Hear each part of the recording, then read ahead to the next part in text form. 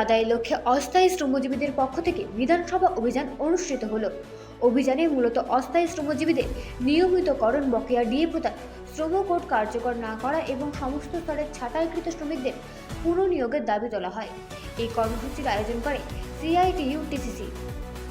Bureau report, Rajdeep news network.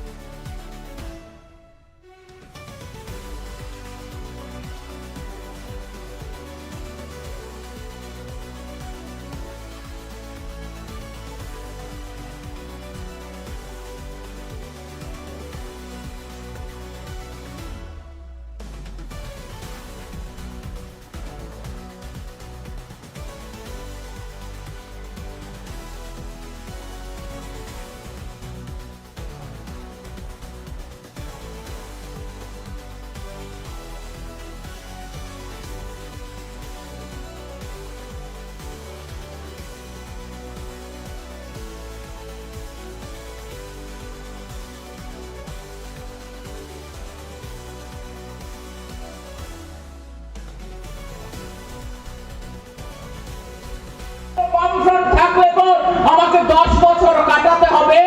তারা দেখলেন যে না, তাদের নিয়মিত হওয়া তো দূরের কথা, আর কোনোদিন তারা নিয়মিত কর্মী হিসেবে কাজ করতে পারবেন না। এই হচ্ছে বিজেপি সরকারের প্রতারণা। এরই বিরুদ্ধে কয়েকজন কর্মী তারা হাইকোর্টে মামলা করেছিলেন। হাইকোর্ট তাদের পক্ষে রায় দেয়নি। পরবর্তী সময়ে তারা সুপ্রিম কোর্টে যান এবং সুপ্রিম কোর্ট তাদের রায় দিয়ে বলে দেয় যে বিগত দিনের কোন সরকার যদি শিক্ষক কর্মচারীদের স্বার্থে কোন ইতিবাচক সিদ্ধান্ত গ্রহণ করে থাকে, তাহলে ওই সরকার নেই বলেই সেই সিদ্ধান্ত পাল্টানো যাবে না। সুপ্রিম কোর্ট রায় দিয়ে বলে দেয় এই যারা আবেদন আমাদের কাছে করেছে নিয়মিত করার জন্য, তাদের আমরা নিয়মিত করার জন্য ত্রিপুরা সরকারের কাছে বলছি তাদের যাতে অনতিবিলম্বে নিয়মিত করা হয়। আর যে সময়টা তারা নিয়মিত বেতন পাননি সেই সময়ের 30% মাইনে যাতে তাদেরকে মিটিয়ে দেওয়া হয়, এই সিদ্ধান্ত সুপ্রিম কোর্ট গ্রহণ করেছে বেশ কিছুদিন হলো।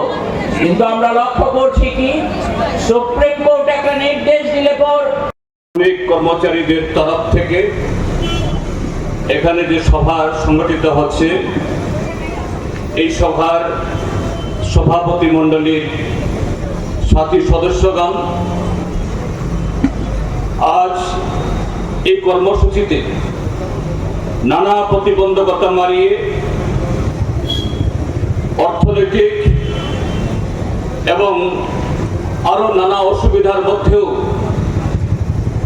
আপনারা যারা এই কর্মসূচিতে সামিল হয়েছেন, আপনাদের সকলকে আমি আমার ত্রিপুরা রাজ্যের গণতান্ত্রিক আন্দোলনের তরফ থেকে, আমার ব্যক্তিগত তরফ থেকে অভিনন্দন এবং শুভেচ্ছা জ্ঞাপন করছি।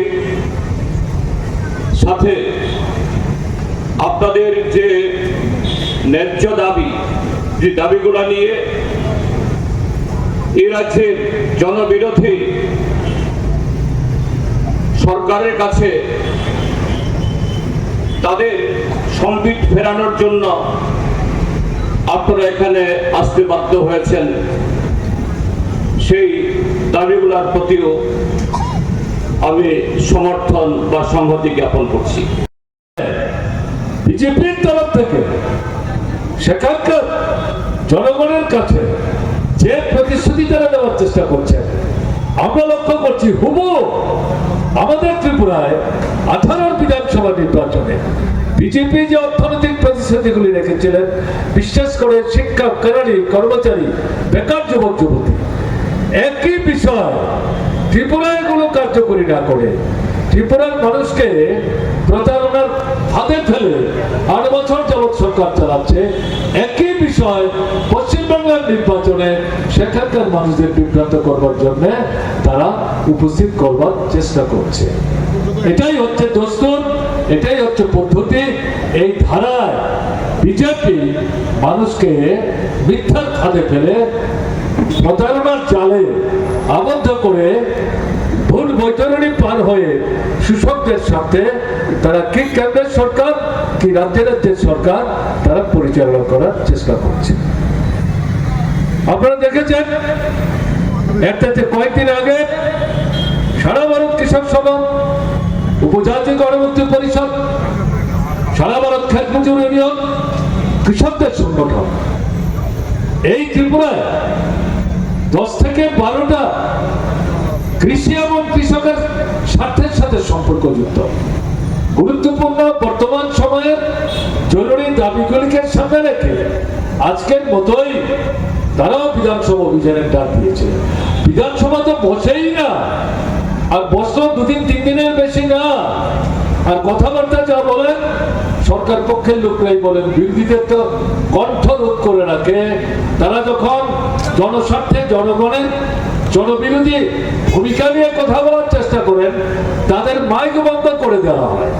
এরকম পরিস্থিতিতে দীর্ঘদিন ব্যবধানে বাজেট অধিবেশন বসছে, এই সুযোগ নিয়ে এই কৃষকদের 3টি গুরুত্বপূর্ণ সংগঠন যারা লড়াইয়ের ময়দানে আছেন তারা বিধানসভায় যাবে। বিধানসভায় যাওয়াটা তো গণতান্ত্রিক অধিকার, তারা তো বিধানসভা ভাঙতে যাবেন বলেননি, সরকার পাল্টাবার স্লোগানও তারা তোলেননি। তারা বলেছেন যেহেতু বাজেট অধিবেশন, অর্থনৈতিক বিষয় নিয়ে আলাপ আলোচনা, অর্থনীতির সাথে সম্পর্কযুক্ত কৃষকদের এই সময়ের জরুরি দাবিগুলি নিয়ে আমরা কথা বলতে চাই। তাদের উপর আপনার রবীন্দ্র ভবনের সামনে থেকে শুরু করে ওরিয়েন্ট চৌমুহনী, পুলিশকে লেলিয়ে দিয়ে, টিএসআরকে লেলিয়ে দিয়ে পরিচিত কায়দায় আক্রমণ সেখানে সংগঠিত করা হবে।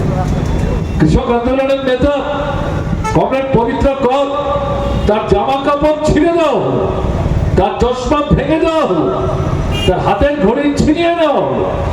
কি অপরাধ? লাঠি ছোড়া নিয়ে তো তারা বিধানসভা অভিযানে যাওয়ার চেষ্টা করেননি। এই ধরনের আক্রমণের অর্থটা কি? এই ধরনের পরিচিত যে পদ্ধতি পদক্ষেপ, আমি তো পুলিশকে দায়ী করব না, আমি তবুও বলবো, আমি যা তথ্য নিয়েছি পুলিশকে লাঠি চালাবার নির্দেশ দিচ্ছে বড় অফিসাররা, কিন্তু বড় অংশের পুলিশ যারা সেখানে উপস্থিত ছিলেন তারা মানুষের মাথার উপর কিন্তু লাঠি চালাতে আগ্রহ দেখায়নি, তারা দেখায়নি। কিন্তু তারপরেও যে আক্রমণটা সংঘটিত হলো, এটা রাজ্যের মুখ্যমন্ত্রীর নির্দেশ ছাড়া, সরকারের নির্দেশ ছাড়া পুলিশ স্বতঃপ্রণোদিত ভাবে এই ধরনের আক্রমণাত্মক ভূমিকা নিতে পারে, এটা বললে বিশ্বাস করতে হবে, এটা বললে তো বিশ্বাস করতে হবে না। এবং সেদিনের অভিজ্ঞতার ভিত্তিতে আজকে আপনাদের সঙ্গে এই বিধানসভা অভিযানে অংশগ্রহণ করার মধ্য দিয়ে আমি প্রত্যক্ষ করবার চেষ্টা করছিলাম। দেখা যাক আজকে ত্রিপুরার পুলিশ পল্টন, টিএসআর বাহিনী তারা কি ভূমিকা নেয়।